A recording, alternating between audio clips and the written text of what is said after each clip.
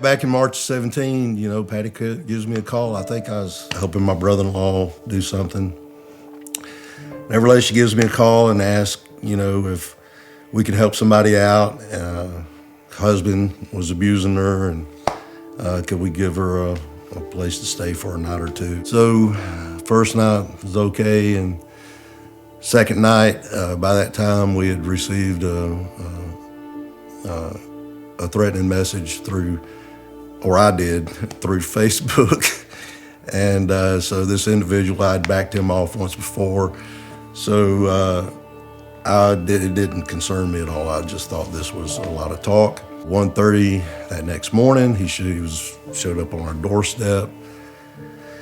After a few words, gunfight broke out almost at point blank range. He shot me 5 times, and took 3 to the torso and 2 to my right arm, my dominant arm. I was able to get 2 shots off to his 8, I believe it was, that he fired at us. I was taken out after that initial volley.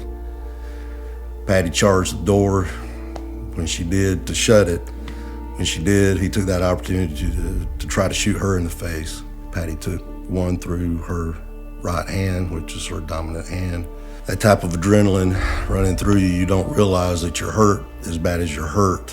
And Patty didn't realize she had been shot at that point because her hand didn't lock the deadbolt on the door. Katie saw that. She was behind me, so she leaped over both of us, slammed her body up against the door and locked the door. And Katie was almost shot in the face as she was trying to close the door. Finally heard his truck crank up and drive down the driveway. And then he was, laying on the floor, and he was praying. From my perspective, it was, that was it. And it did take a rocket scientist to figure that out. And so my last prayer was not, save me, save me. It was, thank you for how you've blessed me. Thank you for everything. It was a very grateful, I was very grateful for how he had blessed me throughout life, because I have been blessed enormously through my life. And I said goodbye to them in the best way I could. It's just hard to describe to the 2 most important people in your life, how much you love them. I felt like it was going to be one of those scenes like you see on TV, where somebody gets shot and they have seconds and they're trying to get out those last few words, to somebody. And I was oblivious to anything. I didn't know if he was still shooting or still out there. I didn't care. My thought was just on Chris, trying to savor those last few seconds, that I thought were going to be his last few seconds with us. And then she started saying no, no, no, no, no. And I didn't hear the gunshots. I heard my mom about to be a widow.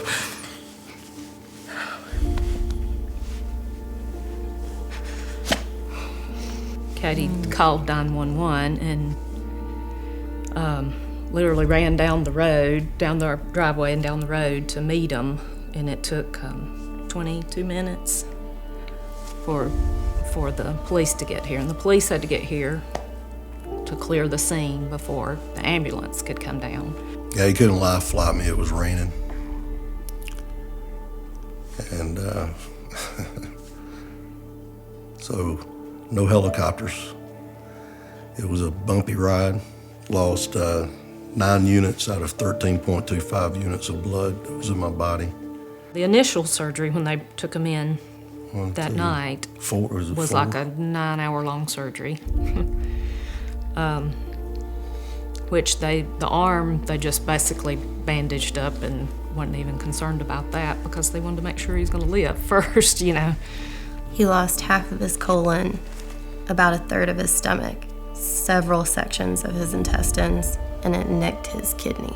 When he was in the hospital in those initial critical days. And the incision site opened up, and Katie would put out updates on Facebook every day, and she would ask for specific prayers, of, okay, he needs to pass this test today, he needs to be able to do this today. We had people all around the world praying for us, and I needed that. We needed that more than the medicine. Actually needed that more than the surgeries, actually, if you can believe that, because so many people were praying for such a specific thing. No infection, to pass this test, to pass that test. Sure enough, it was just pass it with flying colors, even when that incision opened up and the equipment failed. It was like a constant river of just miracles and blessings, one right after the other, right after the other, right after the other.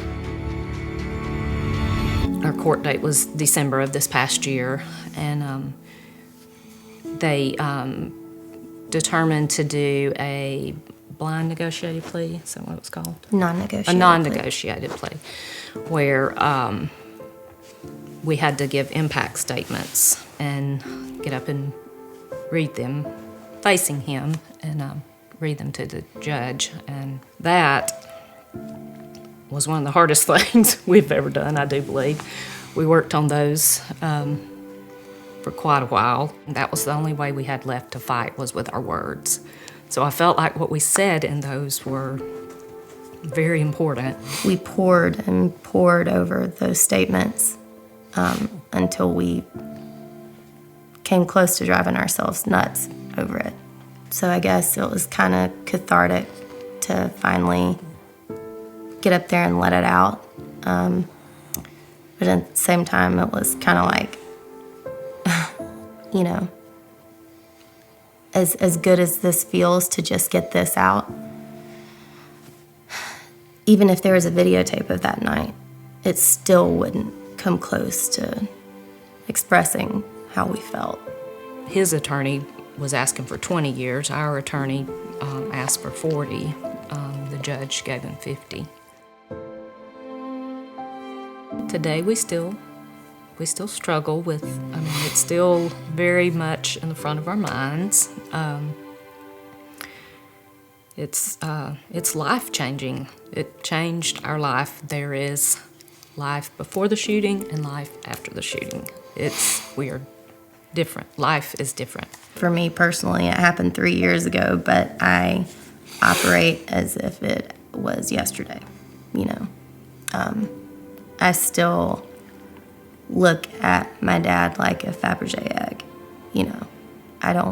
I cringe when people hug him too hard, still.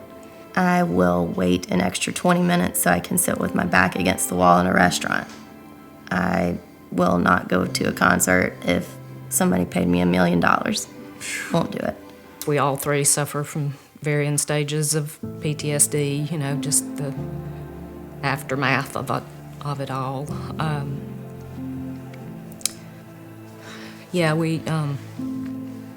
We just have a different outlook on things.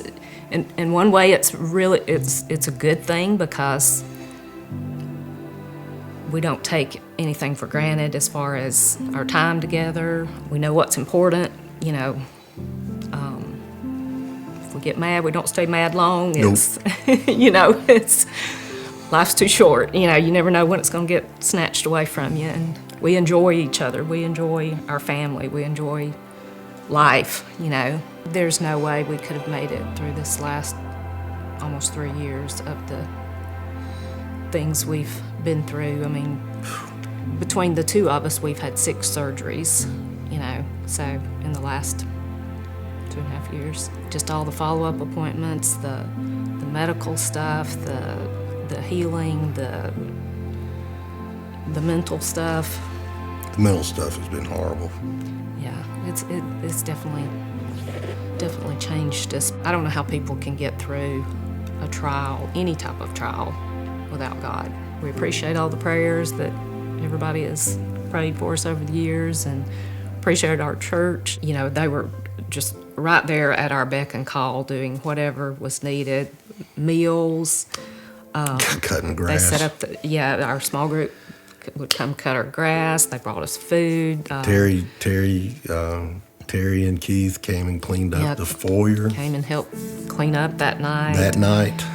The cards, the GoFundMe account, everything was just, it was, I mean, I couldn't imagine people not having a church family in any kind of critical situation, you know.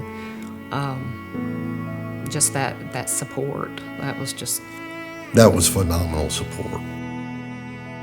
you know, we were in Grady for 17 days, and I didn't come home. I stayed with him the whole time, and his mom stayed up there with us, and Katie was going back and forth, taking care of our puppies and cat and the house. And when we did come home, and after 17 days, the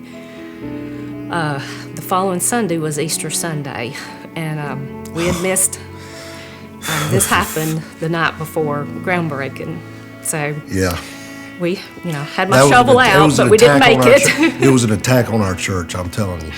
Yeah. That was so- a direct attack on Southern Hills. So we missed groundbreaking, but We missed were- groundbreaking. We were determined we were going to be there for Easter Sunday, so we loaded him up. Had a pillow packed around him, and I had asked, I think, Amy to save us a seat in the back, and we walked in, and Shannon was already speaking, and he stopped when he saw us and kind of got choked up a little bit. I said, I'm sorry, y'all, the Carnes just walked in, but it was just this outpouring of love that was just unreal, that